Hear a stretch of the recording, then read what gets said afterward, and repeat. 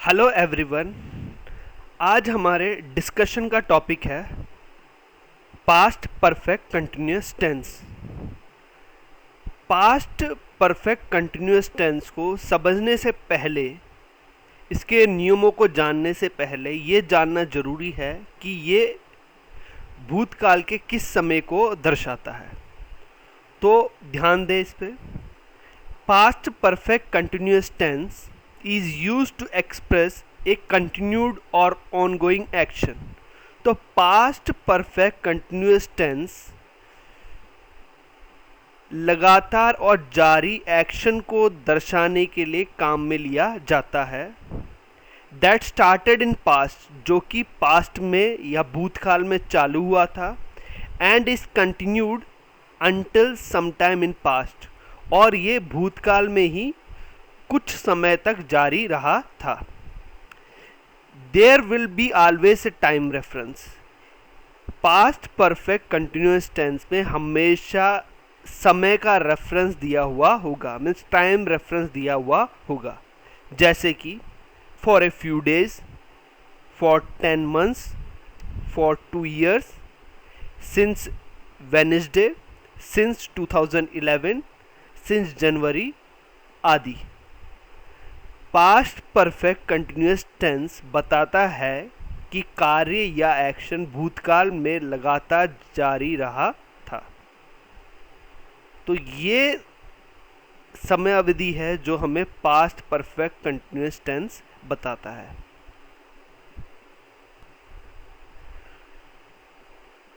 जब हम past perfect continuous की बात करते हैं तो अक्सर एक डाउट हम में आ जाता है कि पास्ट कंटिन्यूअस टेंस क्या है और पास्ट परफेक्ट कंटिन्यूअस टेंस क्या है। तो इस एग्जाम्पल्स पे गौर करें जो आपके इस डाउट को क्लियर करेगा। एग्जाम्पल है I was learning English in this school.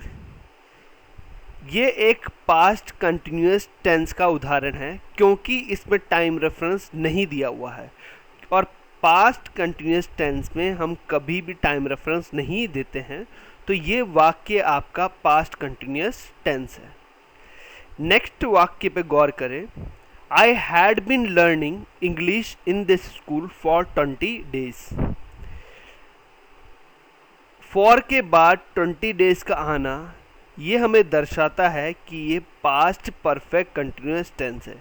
जब वाक्य में टाइम रेफरेंस दिया हुआ हो तो हमें ज्ञात होता है कि वह वाक्य पास्ट परफेक्ट कंटिन्यूअस टेंस है।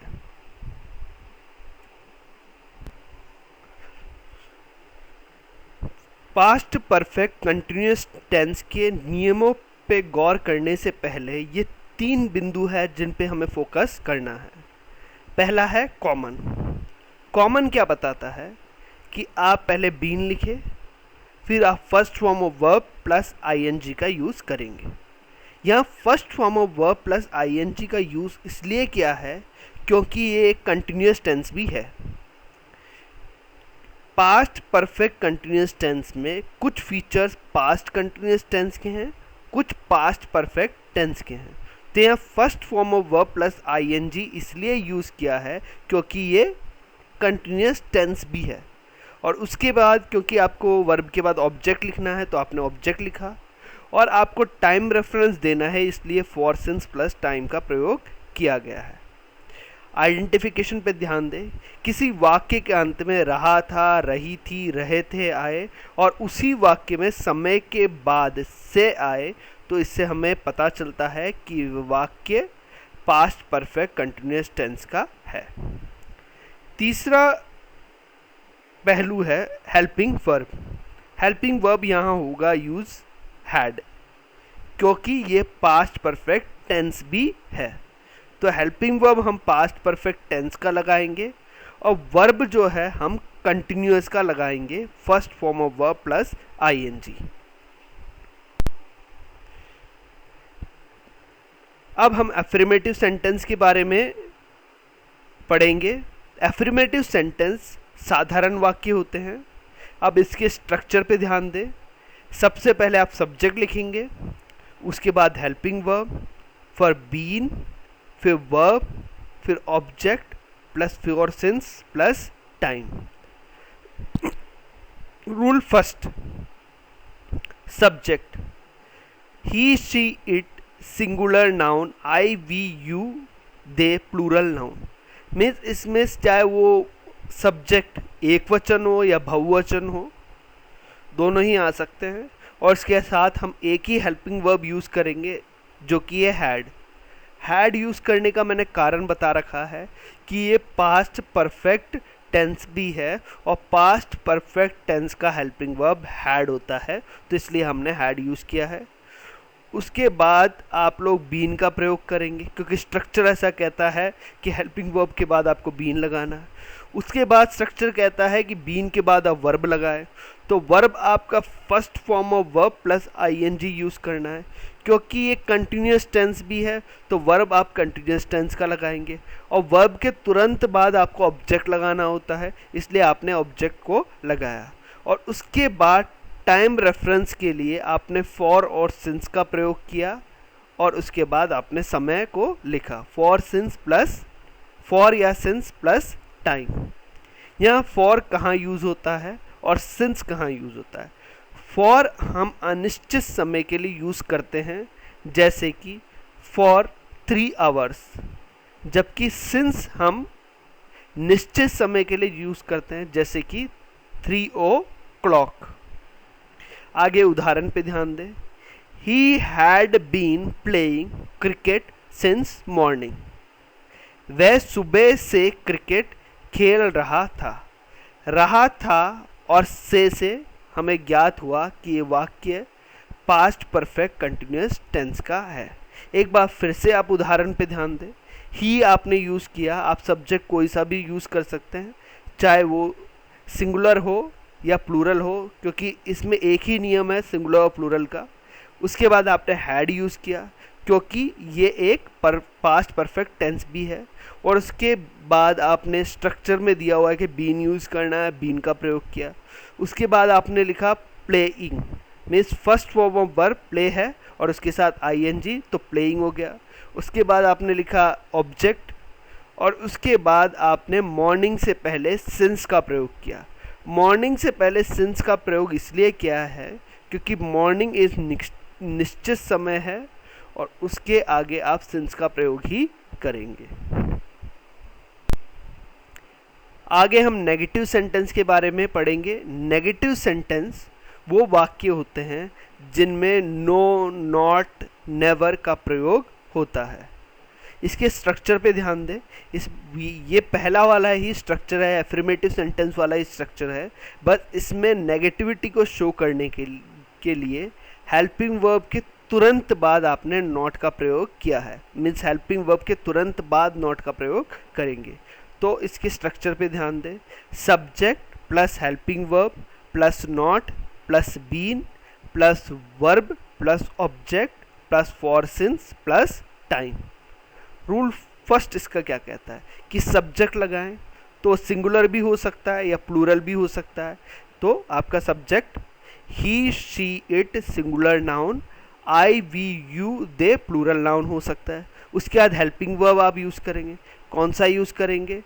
पास्ट परफेक्ट टेंस का, क्योंकि ये पास्ट परफेक्ट टेंस भी है, तो helping verb past perfect tense का हैड होता है, तो इसलिए आपने हैड यूज़ किया। और उसके बाद मैंने कहा था कि ये नेगेटिव सेंटेंस है, तो नेगेटिव सेंटेंस में हेल्पिंग वर्ब के तुरंत बाद आपको नॉट यूज़ करना पड़ता है, तो आपने नॉट का प्रयोग कर लिया। फिर स्ट्रक्चर कहता है कि बीन लगा है, तो आपने बीन लगा दिया। फिर स्ट्रक्चर कहता है कि वर्ब लगाएं, तो फिर आपने वर्ब लगाया। तो वर्ब भी क्या लिखना है आपको? First form of verb plus ING. क्यों लिखेंगे? क्योंकि ये कंटिन्यूस टेंस भी है, और कंटिन्यूस टेंस में हमेशा first form of verb plus ING ही वर्ब के रूप में काम में लिया जाता है। और उसके बाद आप ऑब्जेक्ट लगाएंगे क्योंकि स्ट्रक्चर आपका ऐसा कहता है। फॉर ऑब्जेक्ट के बाद आप फॉर या सिंस प्लस टाइम का प्रयोग करेंगे, क्योंकि पास्ट परफेक्ट कंटिन्यूस टेंस में टाइम रेफरेंस देना जरूरी है। एग्जाम्पल भी ध्यान दें। He had not been playing cricket since morning. वह सुबह से क्रिकेट नहीं खेल रहा था। रहा था और से हमें ज्ञात हुआ कि ये वाक्य पास्ट परफेक्ट कंटिन्यूअस टेंस का है।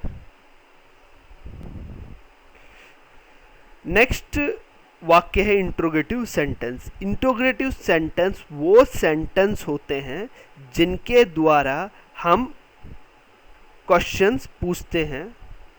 तो इसका स्ट्रक्चर क्या कहता है कि इसमें थोड़ा सा बदलाव है स्ट्रक्चर में इसके स्ट्रक्चर में हम हमेशा हेल्पिंग वर्ब आगे लगा देंगे। तो हेल्पिंग वर्ब के आगे जाने से सब्जेक्ट आपका पीछे आ गया है और कोई डिफरेंस नहीं है। हेल्पिंग वर्ब प्लस सब्जेक्ट और इसके बाद आप बीन यूज़ करेंगे, फिर वर्ब, फिर ऑब्जेक्ट, फॉर और या सिंस प्लस टाइम रेफरेंस के लिए, और उसके बाद क्वेश्चन मार्क का प्रयोग करना जरूरी है। क्यों जरूरी है? क्योंकि इंट्रोगेटिव सेंटेंस हमेशा क्वेश्चन मार्क से ही समाप्त होता है, तो आप क्वेश्चन मार्क लगाना ना भूलें। रूल फर्स्ट क्या कहता है? हेल्पिंग वर्ब का प्रयोग करें। हेल्पिंग वर्ब यहाँ हैड यूज़ किया है क्योंकि मैं पहले भी बता चुका हूँ कि ये पास्ट परफेक्ट टेंस भी है और पास्ट परफेक्ट टेंस का हेल्पिंग वर्ब हैड है। और उसके बाद आपने सब्जेक्ट लिखा। सब्जेक्ट सिंगुलर भी हो सकता है, प्लूरल भी हो सकता है। तो he, she, it singular noun, I, we, you, they plural noun, इनमें से कुछ भी आपका सब्जेक्ट हो सकता है। उसके बाद आप स्ट्रक्चर के अकॉर्डिंग बीन लगाएंगे। फिर वर्ब आप यूज़ करेंगे first form of verb plus ING, क्योंकि ये एक कंटिन्यूस टेंस भी है और कंटिन्यूस टेंस में हमेशा first form of verb plus ING का प्रयोग किया जाता है। और उसके बाद आप तुरंत बाद ऑब्जेक्ट लिखेंगे। ऑब्जेक्ट के बाद टाइम रेफरेंस के लिए फॉर या सिंस प्लस टाइम का प्रयोग करेंगे और अंत में आप क्वेश्चन मार्क लगा देंगे। एग्जाम्पल पे ध्यान दें। He had been playing cricket since morning question mark, क्योंकि इंट्रोगेटिव सेंटेंस है इसलिए आपने वाक्य को क्वेश्चन मार्क से समाप्त किया। या हैड का अर्थ क्या हो जाएगा? तो वाक्य आपका बनता है क्या वह सुबह से क्रिकेट खेल रहा था क्वेश्चन मार्क। रहा था और से हमें पता चला कि वाक्य पास्ट परफेक्ट कंटिन्यूअस टेंस का है। If you like this video, like and subscribe us. Be in touch with us. Visit at www.mahalakshmipublicschool.com. Thank you.